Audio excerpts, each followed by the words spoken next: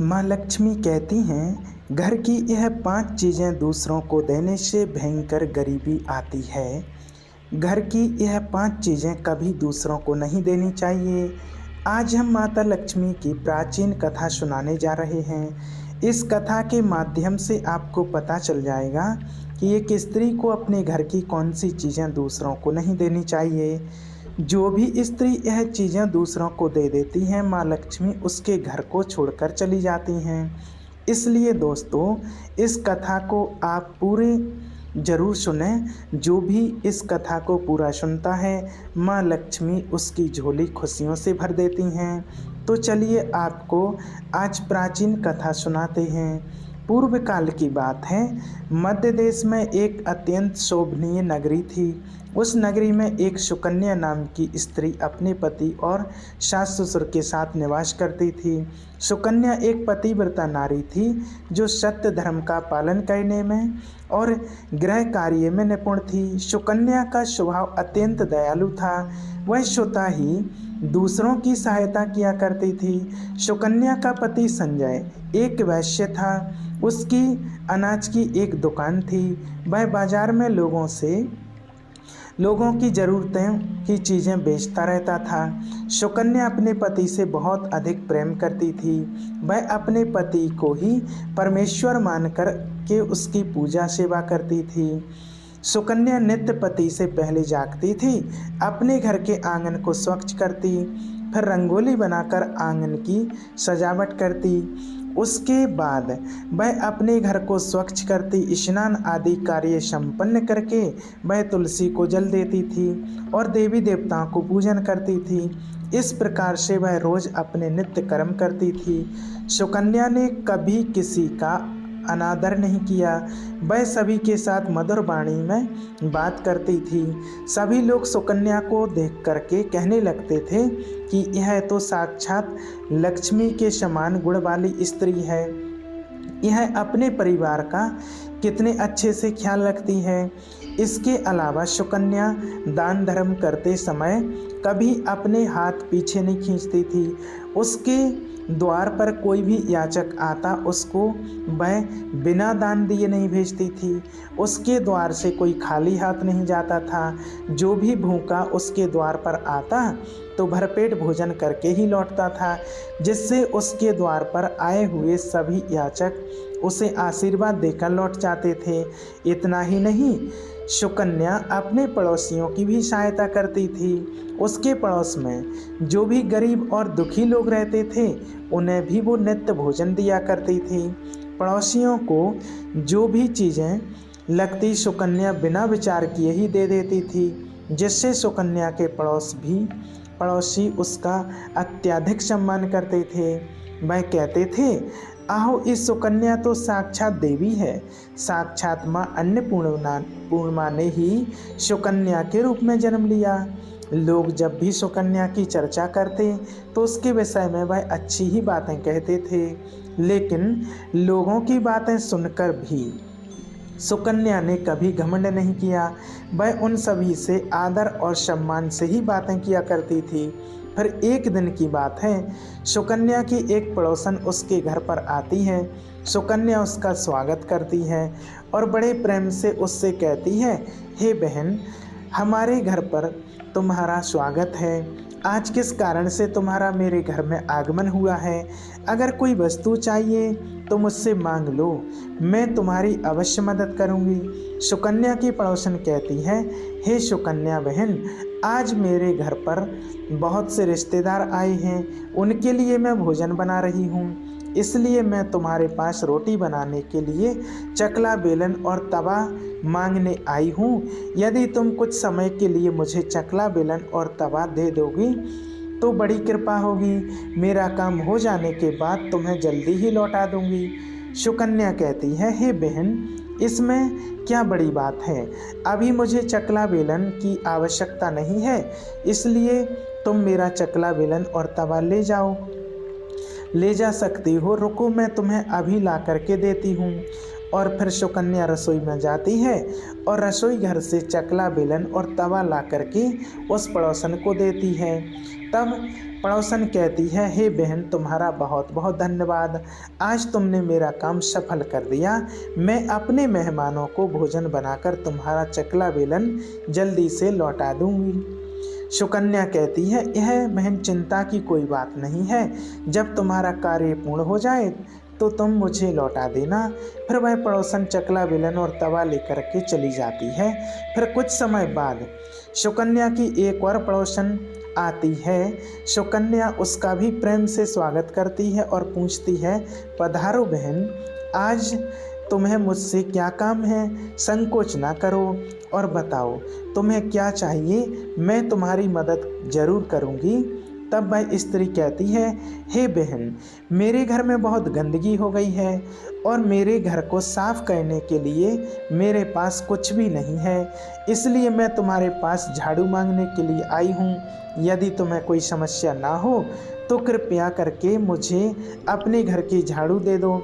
मैं अपना घर साफ करके तुरंत मैं झाड़ू लौटा दूंगी। सुकन्या बिना विचार किए ही कहती है, हे बहन, बस झाड़ू ही तो है, इसमें क्या समस्या हो सकती है? तुम रुको, अभी मैं तुमको अपने घर की झाड़ू ला करके देती हूँ। इतना कह करके सुकन्या घर के अंदर जाती है और झाड़ू लेकर के आती है और वह स्त्री को दे देती है।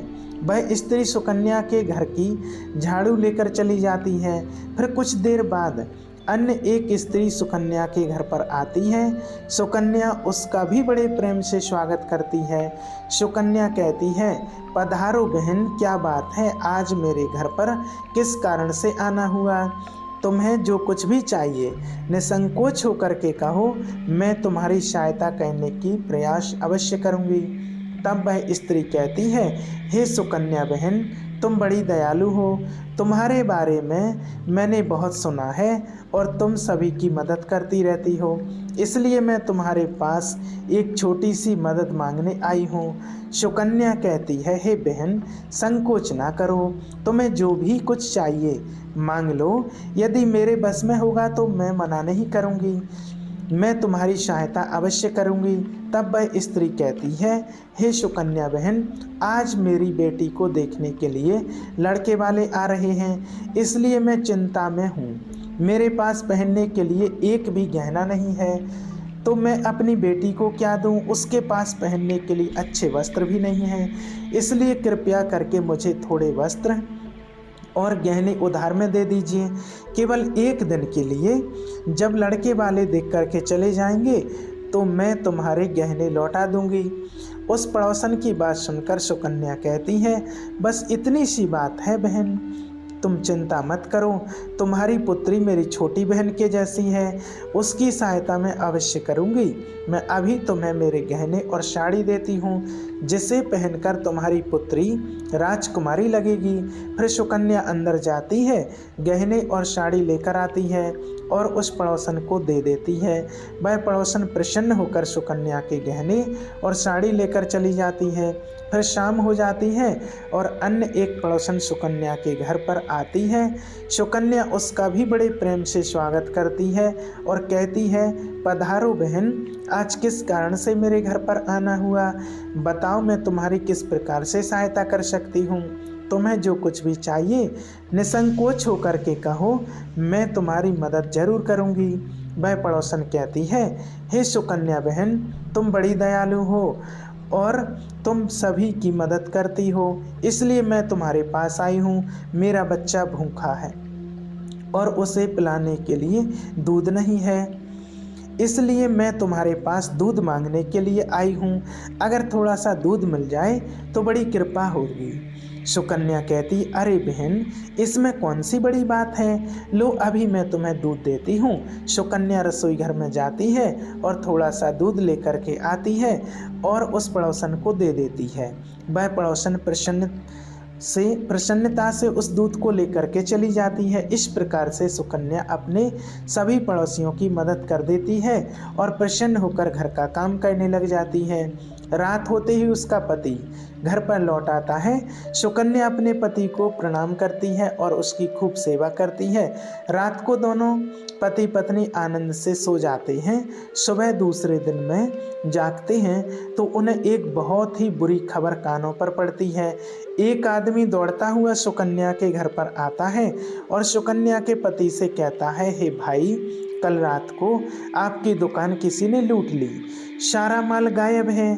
सुकन्या का पति एकदम से घबरा जाता है और दौड़ते हुए अपनी दुकान पर जाता है तो देखा कि उसकी दुकान में रखा हुआ सारा माल किसी ने लूट लिया।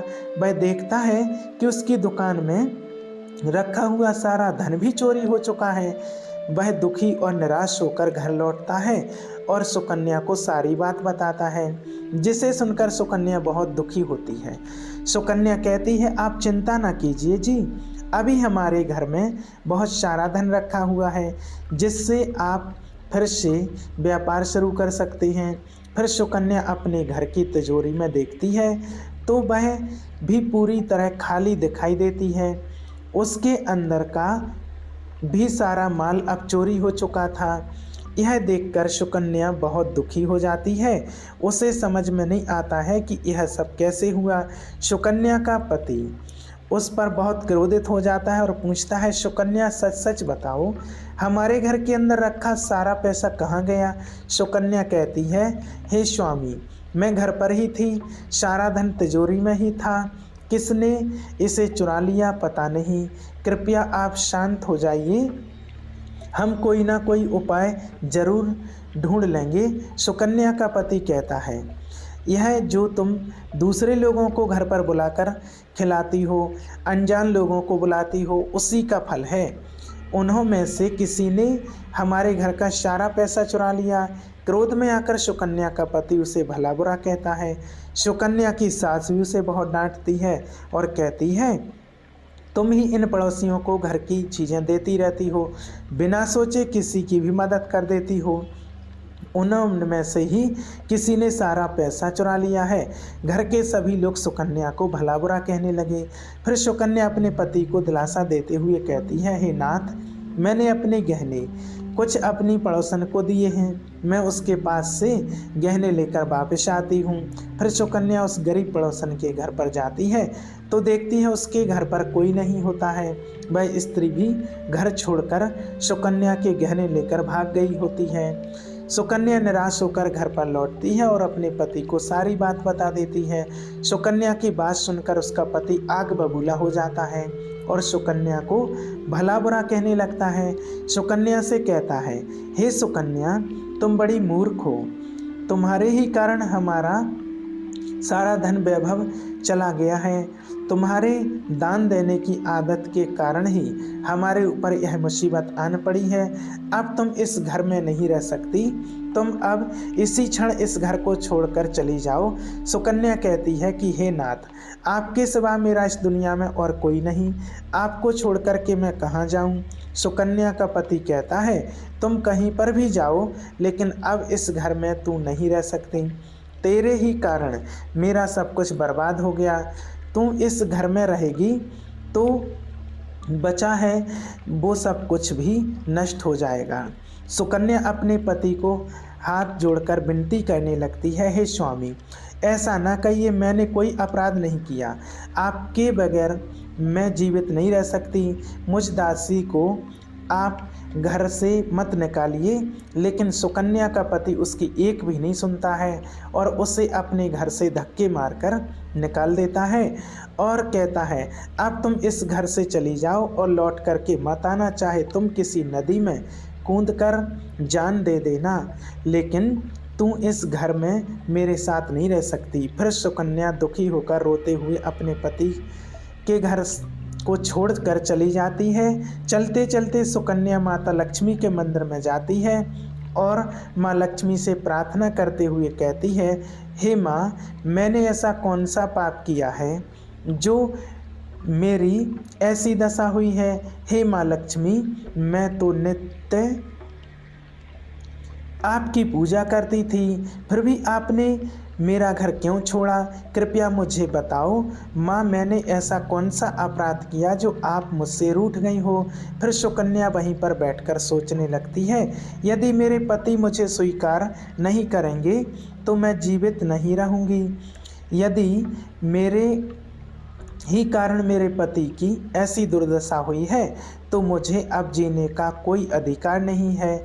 और नदी के पास जाकर सुकन्या माता लक्ष्मी से प्रार्थना करती है, हे माँ लक्ष्मी, अब मैं अपने प्राण देने जा रही हूँ। यदि मेरे द्वारा आपकी पूजा में कोई कमी रह गई हो तो मुझे माफ़ करो। मैं अपने पति के बगैर जीवित नहीं रह सकती, इसलिए अब मैं इस नदी में कूदकर अपने प्राण दे दूँगी। इतना कहकर सुकन्या नदी में कूदने ही वाली होती है कि साक्षात माँ लक्ष्मी उस स्थान पर प्रकट हो जाती हैं। माँ लक्ष्मी सुकन्या से कहती हैं, रुक जाओ सुकन्या, रुक जाओ पुत्री, तुम यह क्या कर रही हो?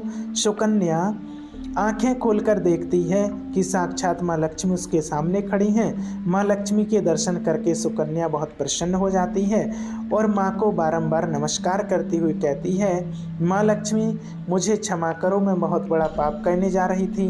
देवी लक्ष्मी कहती हैं, हे सुकन्या, मनुष्य को स्वयं अपने प्राण नहीं लेने चाहिए, यह महापाप है। ईश्वर ने जो शरीर प्रदान किया है उसे ऐसे नष्ट नहीं करना चाहिए। सुकन्या कहती है, मैं मानती हूँ, लेकिन मेरे पति ने मेरा त्याग किया है और स्त्री को अपने पति को छोड़ करके नहीं रहना चाहिए। मैं अपने पति को छोड़कर जीवित नहीं रह सकती, इसी कारण से अपने प्राण देने जा रही हूँ। देवी लक्ष्मी कहती हैं, हे सुकन्या, मैं सब कुछ जानती हूँ और यह भी जानती हूँ कि तुम्हारे पति ने तुम्हारा त्याग क्यों किया है। यह सब तुम्हारी ही भूल के कारण हुआ है। तुमने अनजाने में कुछ ऐसी चीज़ों का दान किया था जिस कारण से मुझे तुम्हारा घर छोड़ के जाना पड़ा। जो भी स्त्री अपने घर की इन चीज़ों को दूसरों को देती हैं, उनके घर में मेरा वास नहीं होता है। मैं उन वस्तुओं के साथ ही उनका घर छोड़कर चली जाती हूँ। तब सुकन्या कहती है, हे माँ, ऐसी वह कौन सी वस्तुएं हैं? कृपया आप मुझे बताइए, मैंने कौन सी वस्तुओं का दान किया है जिससे आपने मेरे घर का त्याग किया है? देवी लक्ष्मी कहती हैं, हे पुत्री, अब तुम ध्यान से सुनो, मैं तुम्हें उन चीज़ों के बारे में बताती हूँ जो किसी भी स्त्री को दूसरों को नहीं देनी चाहिए। इन चीज़ों का दान करने पर मैं उस घर को छोड़कर चली जाती हूँ। सबसे पहला है चकला बेलन और तवा। किसी भी स्त्री को अपने घर का चकला बेलन और तवा किसी दूसरे को नहीं देना चाहिए। रसोई घर में इन वस्तुओं का महत्व सबसे अधिक होता है। इन वस्तुओं की पवित्रता सदैव ही बनी रहनी चाहिए। इन्हीं वस्तुओं से भगवान विष्णु को प्रसाद बनाया जाता है और तवे पर बनी पहली रोटी भी गाय को खिलाई जाती है। इसलिए इन वस्तुओं को हमेशा स्वच्छ और साफ रखना चाहिए। दूसरों को देने से अपवित्र हो जाती हैं और फिर इनका उपयोग करना असफलता प्रदान करता है। इसलिए सुकन्या, तुमने अपने रसोई घर के चकला बेलन और तवा अपनी पड़ोसन को देकर पहले सबसे बड़ी भूल कर दी। आगे माँ लक्ष्मी कहती हैं, हे सुकन्या, अब तुम दूसरी वस्तु के विषय में सुनो। तुमने अपनी पड़ोसन को अपने घर में रखी हुई झाड़ू ही दे दी। जिस वस्तु में मेरा सदैव निवास होता है, जो वस्तु मुझे सबसे अधिक प्रिय है, तुमने उसे ही दूसरे को दे दिया, तो फिर मैं तुम्हारे घर में कैसे ठहरती? हे सुकन्या, जो स्त्री अपने घर की झाड़ू दूसरों को देती है, मैं उसके घर को त्याग देती हूँ। झाड़ू को हमेशा छुपा कर रखना चाहिए। झाड़ू पर बाहरी व्यक्ति की दृष्टि भी नहीं पड़नी चाहिए। झाड़ू एक अत्यंत पवित्र वस्तु है। इसे पैर नहीं लगाना चाहिए और इसे कभी विष्ठा आदि प्रकार की गंदगी साफ नहीं करनी चाहिए। माँ लक्ष्मी कहती हैं, हे सुकन्या, अब तुम तीसरी वस्तु के विषय में सुनो, जो एक स्त्री को दूसरों को कभी नहीं देनी चाहिए। वह वस्तु है आभूषण। एक स्त्री को अपने आभूषण कभी अन्य महिलाओं को नहीं देना चाहिए। मैं सदैव ही आभूषणों में निवास करती हूँ और स्त्री के 16 श्रृंगार में गहनों का बहुत महत्व होता है। एक विवाहित स्त्री को अपने आभूषण कभी अन्य स्त्री को पहनने के लिए नहीं देने चाहिए। जो स्त्री अपने आभूषण अन्य स्त्रियों को देती हैं उसके जीवन में दुर्भाग्य आता है। हे सुकन्या, अब मैं तुम्हें चौथी वस्तु के विषय में बताती हूँ। किसी भी मनुष्य को शाम हो जाने के बाद कभी सफ़ेद रंग की वस्तु का दान नहीं करना चाहिए, किंतु तुमने शाम के समय दूध का दान किया था। शाम को दूध का दान करने से जीवन में दुर्भाग्य आता है। शाम को सफ़ेद रंग की चीज़ दान करने से मनुष्य के जीवन में अशुभ काल आता है। माँ लक्ष्मी कहती हैं, हे सुकन्या, अब मैंने तुम्हें उन सभी वस्तुओं के बारे में बता दिया है जिनका कभी दान नहीं करना चाहिए। यह वस्तुएं कभी दूसरों को उधार अथवा उपयोग के लिए नहीं देनी चाहिए। सुकन्या कहती है, हे माँ लक्ष्मी, मुझसे बड़ी भूल हो गई है। मैं इन बातों से अनजान थी, कृपया मुझे क्षमा करो और अब मुझे प्रायश्चित करने का उपाय बताओ। देवी लक्ष्मी कहती हैं, हे सुकन्या, तुमने प्रायश्चित पहले ही कर लिया, इसलिए तुम अपने घर लौट जाओ। मैं तुम्हें तुम्हारा संपूर्ण वैभव और धन संपत्ति लौटा देती हूँ। इतना कहकर माँ लक्ष्मी उस स्थान से अंतर ध्यान हो जाती हैं।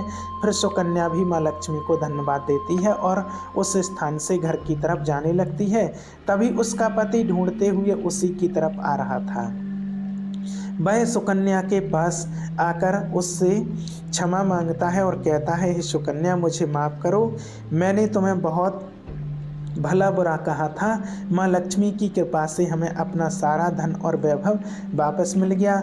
जिन लोगों ने हमारा धन लूटा था उन सभी ने हमारा धन लौटा दिया और तुम्हारा नाम लेते हुए क्षमा मांगी है। ये सुनकर सुकन्या बहुत प्रसन्न होती है और अपने पति के साथ घर पर लौट जाती है। माँ लक्ष्मी की कृपा से सुकन्या के घर में फिर से सुख समृद्धि आती है और उसके बाद से सुकन्या ने अपने घर की ये 4 चीज़ें कभी दूसरों को नहीं दी हैं। तो दोस्तों, उम्मीद है आपको यह कथा ज़रूर पसंद आई होगी। वीडियो को लाइक ज़रूर करें और चैनल को सब्सक्राइब करें। धन्यवाद। जय माँ लक्ष्मी।